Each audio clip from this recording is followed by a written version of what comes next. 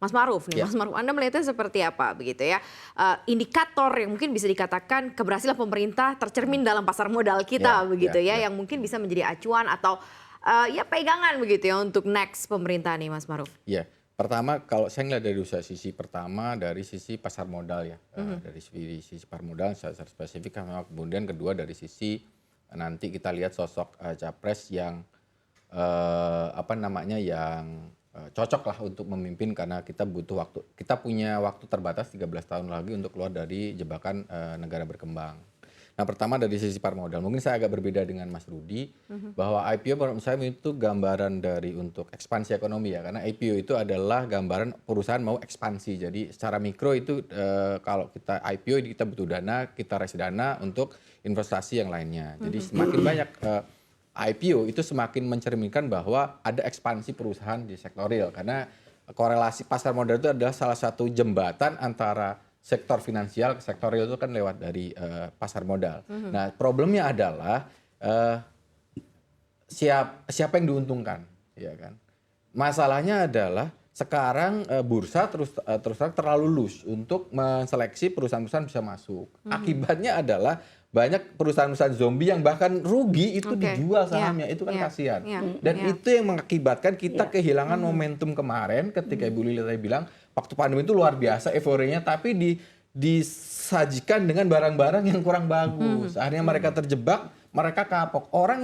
Orang itu kalau mau investasi itu first impression itu penting banget. Once dia itu rugi, dia akan kapok, yakin dia nggak akan kembali. Nah, saya bisa kasih angka besarnya. Jadi saya menghitung rata-rata volume transaksi saya bandingkan dengan jumlah investor. Itu kan ada 11 juta. Saya bagi rata-rata per lot itu berapa sih satu hari. Jadi ketika sebelum pandemi itu, pas pandemi itu sekitar 0,5 lot. Satu investor itu kalau di rata-rata kalau trading semua satu hari itu 0,5 lot. Sekarang itu cuma 0,22. Separohnya. Bahkan Maret sekarang 0,06. Artinya apa? Banyak yang kabur gitu. Bahwa otoritas ada 11 juta itu cuma dormant akun tidur gitu. Dan itu saya bicara dengan beberapa tinggi sekuritas struggling. Jadi saya bilang bahwa brokerage business is dying gitu. Sekarang itu, dan itu harus ditolong gitu. Caranya apa? Caranya adalah kita harus menyediakan saham-saham yang berkualitas sehingga orang mau transaksi gitu. Itu salah satu yang bisa dilakukan oleh ke depan. Jadi kita jangan lus lah, jangan semua masuk ke pasar modal yang ada niat-niat jahat gitu kan, dan semua yang terjebak itu yang nggak ngerti, itu masalahnya. Yang ngerti sih enak-enak aja.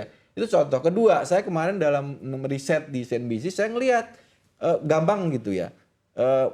Di pemilu ini banyak sekali uang yang masuk ke pasar modal untuk cuci uang. Karena saya menghitung ada kebutuhan 120 triliun untuk orang nyalek, orang dari mulai presiden sampai level ke DPR. Dan itu sebagian masuk ke pasar modal untuk dikapitalisasikan untuk dia exit setelah 6 bulan sekali. Dan itu mereka main lewat bandar gitu loh. Mereka menjebak investor. Itu perlu dibersihkan. Nah, itu untuk isu di pasar modal. Kemudian yang kedua secara ekonomi, kalau menurut saya begini, saya sangat tertarik sebenarnya dengan gaya Pak SBY ya. Kita lihat pertama Pak JK, gaspol, ya kan? Gaspol. Kedua Pak Bud, rem, gitu.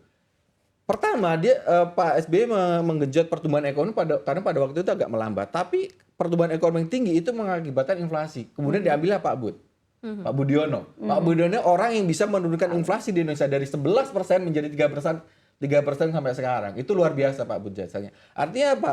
Presiden ke depan itu idealnya seperti itu. Cuman problemnya adalah sekarang sosok yang presiden sekarang itu bukan seperti Pak SBY yang populer banget pada waktu itu 2004 kita tahu, sama Pak Jokowi. Artinya bisa memilih capresnya sendiri tanpa harus menaikkan elektabilitasnya gitu lah. Nah, itu yang kalau menurut saya nanti jadi mungkin agak susah ya jadinya. Kemudian terakhir kalau menurut saya gini,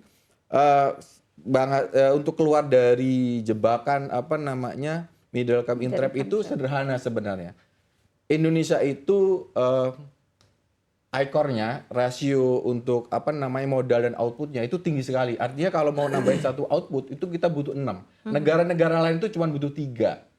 Nah, itu korelasinya adalah dengan tingginya indeks persepsi korupsi. Oke. Makanya kalau menurut saya yang penting capres yang ke depan itu bukan dari ekonom justru, tapi orang yang bisa memberantas korupsi. Oke. Gitu. Kalau soal ekonom cukuplah Kemenko atau Kemenq itu cukuplah timnya. Tapi butuh orang yang benar-benar paham untuk memberantas korupsi di Indonesia. Misalnya Oke.